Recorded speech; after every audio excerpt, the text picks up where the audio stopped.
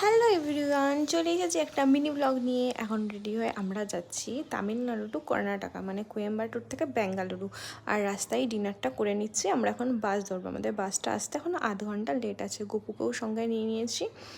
আর আমি তো ভেজ ধোসা খেলাম খালি, আর তারপরে একটা তরমুজের জুস খেয়ে নিলাম। এবার আমরা বাসের জন্য ওয়েট করছি। আর এতদিন পরে আমি এত খুশি কেন আছি, কারণ ভাইয়ের সাথে দেখা করতে যাচ্ছি। অনেক দিন পর প্রায় 3 মাস হয়ে গেছে।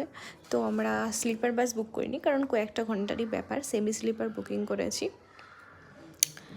তো চলো যাওয়া যাক। বেশ খুশি খুশি লাগছে মনটা, অনেক দিন পর ব্যাঙ্গালোরে যাব, প্লাস ভাইয়ের সাথে দেখা করতে যাব, দুটোই কারণ।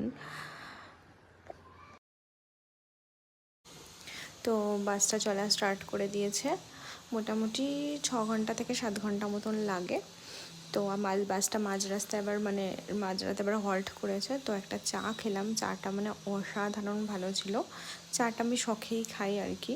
তো অসাধারণ ভালো ছিল সত্যি। তারপর আবার বাসের লাইট বন্ধ করে দিল, সবাই ঘুমিয়ে পড়লাম, ভোর হয়ে গেল। নেমেও পড়লাম ইলেকট্রনিক সিটি ফ্লাইওভারে।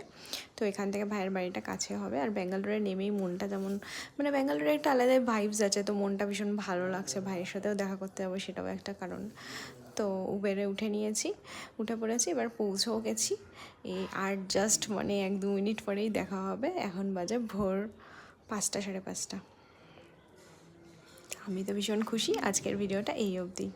চলো টাটা, টেক কেয়ার, সবাই ভীষণ ভালো থেকো, সুস্থ থেকো।